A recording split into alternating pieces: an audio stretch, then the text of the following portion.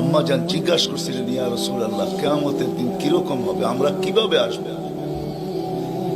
তো আম্মা জানকে আল্লাহ রসুল বলছিলেন যে হুফাতান ওরাতান, পায়ে হাইটা আসবে, উলঙ্গ আসবে।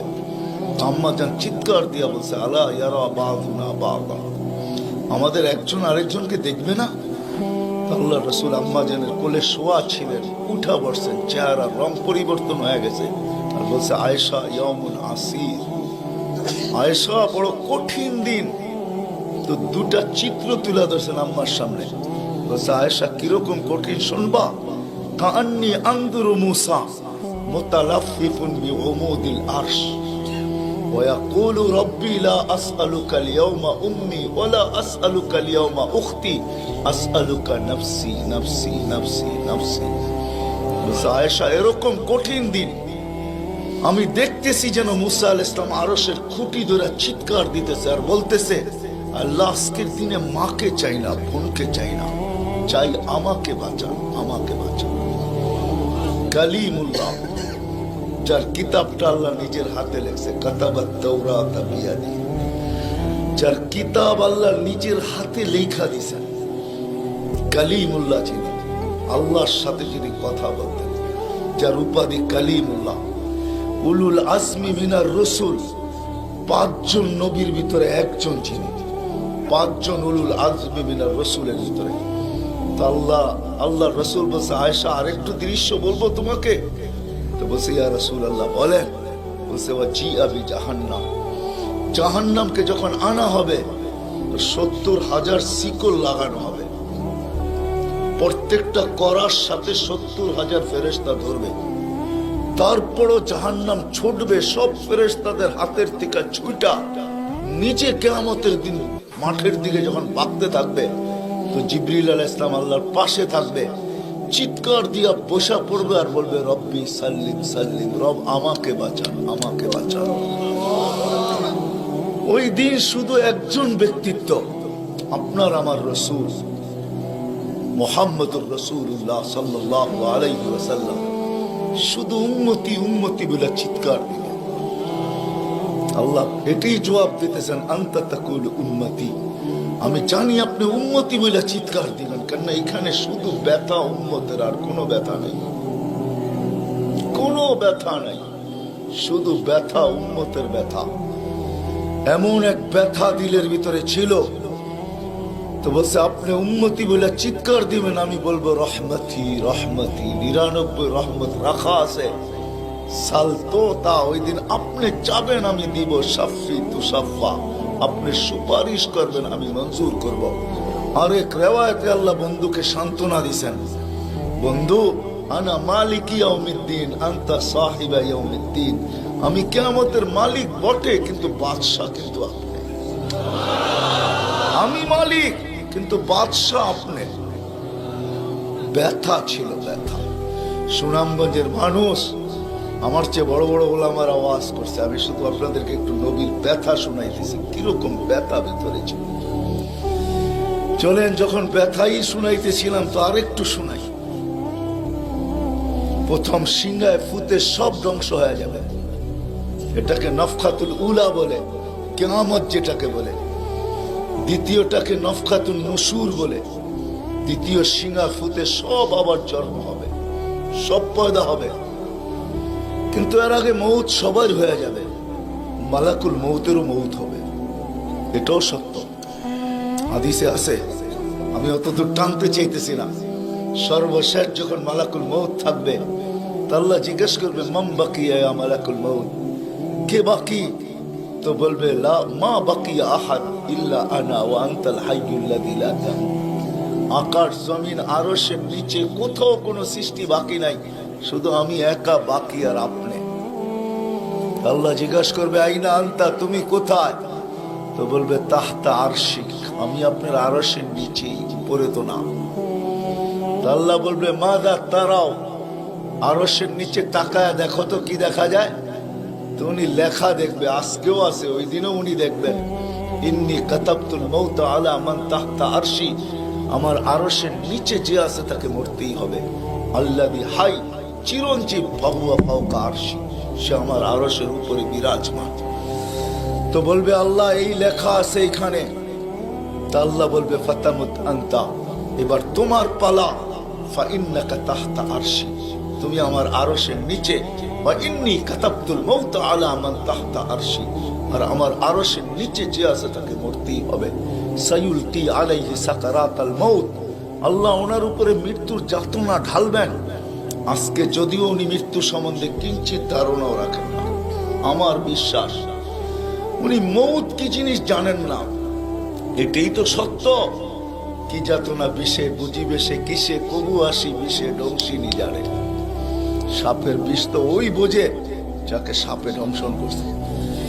উনি তো নিয়ে যায় শুধু আমাদেরকে, হুকুম হয় অপারেশন সাকসেস করে না, নিয়ে যান। এমনকি প্লেনের ভিতরে উনি অপারেশন চালান, ঠিক না? মানুষ প্লেনও মরে ইদানি, আগেও মরছে। উনি নিয়ে যান, উনি মৃত্যু সম্বন্ধে কিঞ্চিত ধারণা রাখেন না। তো যখন আল্লাহর ওনার উপরে সাকরাতুল মউত, সায়ুলকি আলাইহি সাকরাতুল মউত, মৃত্যুর যাতনা আল্লাহ ঢালবেন, তো ওই দিন উনি চিৎকার দিবে, চিৎকার। কিরকম চিৎকার?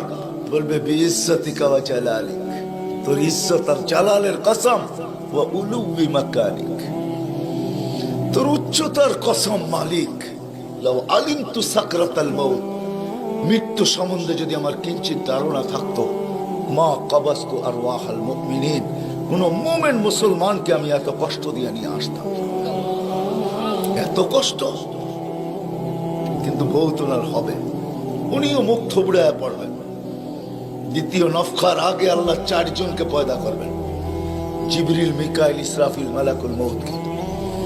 কিন্তু পয়দা করতে দেরি, জিবরিল আলাইহিস সালাম কানতে দেরি করবেন না। 3 জন জিজ্ঞাসা করবে কান্নার কারণ, বলে ইদান ইউমার ইসরাফিল, এখনই হুকুম করা হবে ইসরাফিলকে নফখাতুন নুশুরের জন্য, আর আমাকে হুকুম করা হইবে আল্লাহর বন্ধুকে মাকামে মাহমুদে নিয়ে আসার জন্য। কিন্তু আমি আমার মৃত্যুর পরে ভুলে গেছি উনার কবর কোথায়। তো 3 জন বলবে সহজ সমাধান, ফাসআলিল আরদা, তুমি জমিনকে জিজ্ঞাসা করো। তো জিবরিল আলাইহিস সালাম জমিনকে জিজ্ঞাসা করবে আইনা কবরা হাবিবার রহমান, আল্লাহর বন্ধুর রওজা কোথায়? তো জমিন উত্তর দিবে কদ দাক্কানি আল্লাহু দাক্কা ফানাসিত, প্রথম সিংহায় ফুতে আল্লাহ আমাকে এরকম ধুনা ধুনছে, এরকম ছানা ছানছে। ছানা বোঝেন? ধুনা বোঝেন? এরকম ধুনা ধুনছে, ফানাসিত, আমিও ভুলে গেছি কোথায় রাখছি। এটা মাঝে মাঝে আমাদের সাথেও ঘটে। টুপি যাবে খোঁজে সারা ঘরে, ঠিক না? সারা ঘর মাথায় উঠে ফেলে, হঠাৎ পকেটে হাত দিয়া দেখে টুপি আর জিব্বাটা কামড় দিয়ে বেরিয়ে চলে যায়, ঠিক না? নাহলে তো ঘরালার আবার এর মাথা খারাপ করবে, ঠিক না? আমাদেরও ঘটে, জমিনও ভুলে যাবে।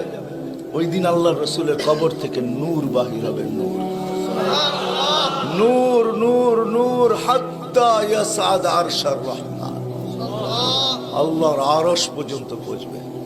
আজকে বাহির হয় না, আজকে বাহির হলে দুনিয়া দুনিয়া থাকবে না, শেষ। আজকে সুযোগ নাই, ওই দিন বাহির হয়।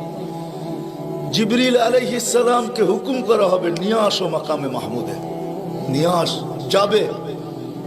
পরেরটা হইল সুনামগঞ্জের মানুষ বুঝার, যদি ভিতরে দিল থাকে তাহলে বুঝবেন, নাহলে বুঝবেন না। উনি যাবে, পর মারবে পর, আর বলবে তুমি হাবিব আর রহমান, আল্লাহর বন্ধু ওঠেন। তো আল্লাহর রসুল উঠবে, হাদিসের শব্দ ওয়াহুয়া ইয়াকুম ওয়া ইয়াবকি ওয়া ইয়াকুল, উঠবে কিন্তু কানতে কানতে উঠবে, আর বলতে বলতে উঠবে জিবরিল আইনা উম্মতি আইনা উম্মতি আইনা উম্মতি আইনা উম্মতি, আমার উম্মত কোথায়?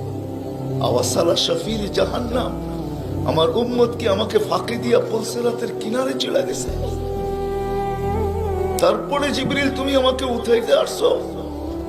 তো জিবরিল কসম খাবে বিইজ্জতিল্লাহি ওয়া জালালি, মা শাক্কাল আরদা আহাদুন ইল্লা আনতা, আপনি ব্যতীত কেউ ওঠে নাই, উম্মত কোত্থেকে উঠবে?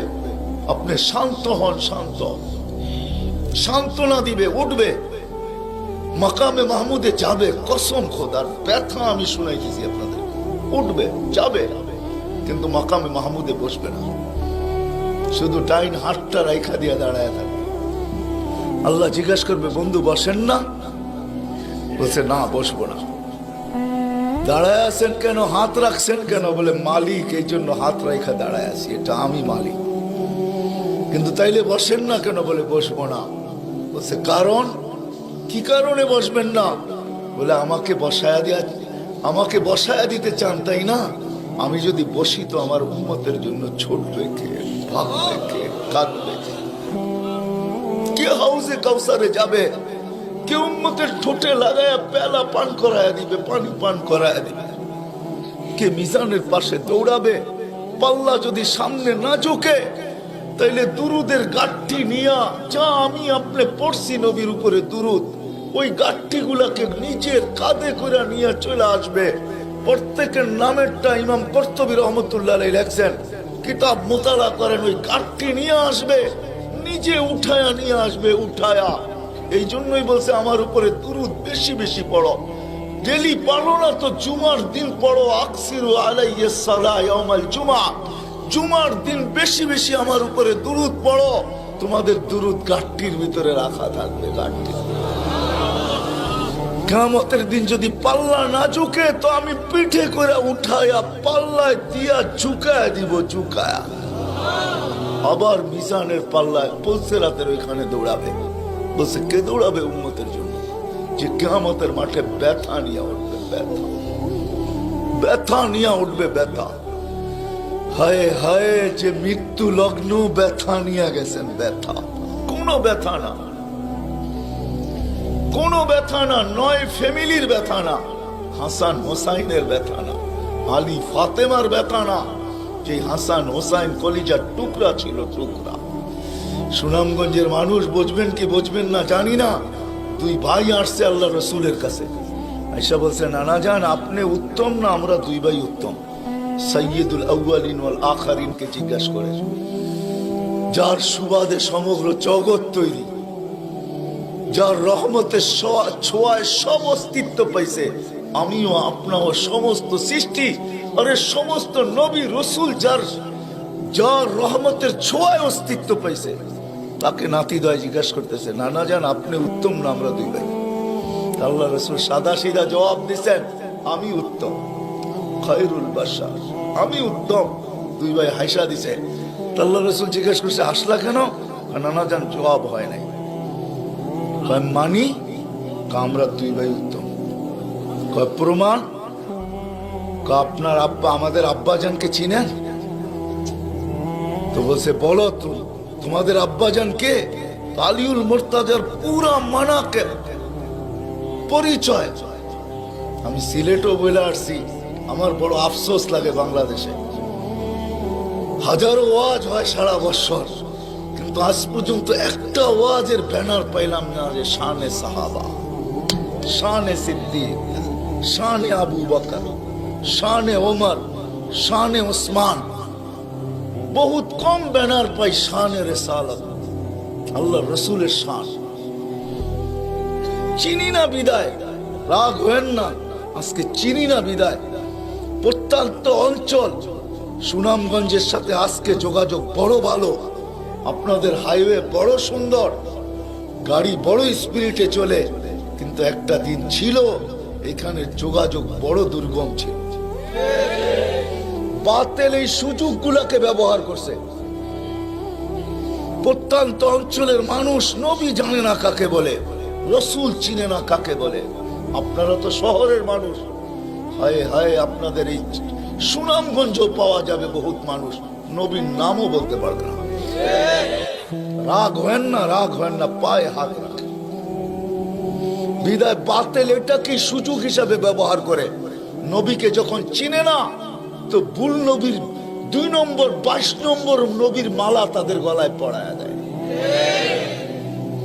কাদিয়ানি বানাইতে সুবিধা এই জন্য, নবীর পরিচয় যদি আমাদের বাচ্চা বাচ্চা জানতো, নারী পুরুষ জানতো, আমাদের স্কুল কলেজের ছেলেরা জানতো যে আমাদের নবী কে, তার প্রয়োজন কতটুকু, তার মর্তবা কত বড়, তাইলে কেউ এরকম দাওয়াত নিয়ে যাইতে দেরি, জুতার বাড়ি খেয়ে ফিরতে দেরি হতো। মুখ খোলার সুযোগ ছিল না আমার। আমার বড় আফসোস লাগে, দিলে ব্যথা লাগে, ব্যথা যে বাংলাদেশে হাজারো লক্ষ ওয়াজ হয়, জানি না হুজুররা দেখছে কিনা জানি না, শানে সাহাবার কোনো ওয়াজ নেই, শানে আলী, শানে ওমর, শালিয়া, হায় হায় কথা মনে উঠছে, এই জন্য বলেই ফেলি আজকে। আলী রাদিয়াল্লাহু তাআলা আনহু বসা আল্লাহ রসুলের কাছে, দুইজনই বসা, আর কেউ নাই। আমি আপনাদের কিতাবের হাওয়ালা দিব, কিতাব দিব,